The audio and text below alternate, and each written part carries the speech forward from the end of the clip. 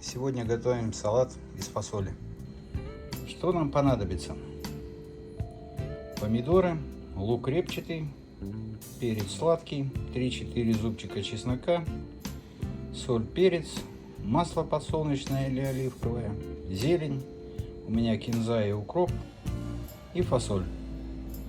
Фасоль предварительно замачиваем на 2-3 часа и отвариваем в подсоленной воде. Можно использовать консервированную, но я предпочитаю без консервантов обходиться. Нарезаем наши овощи. Я нарезаю кубиком и соединяем. Добавляем соль, перец по вкусу, масло и тщательно перемешиваем. Ну вот, друзья, все мы тщательно перемешали. Вид очень даже симпатичный. Сами видите, что у нас здесь и растительный белок, и море клетчатки. Пробуйте, импровизируйте. Что такое салат?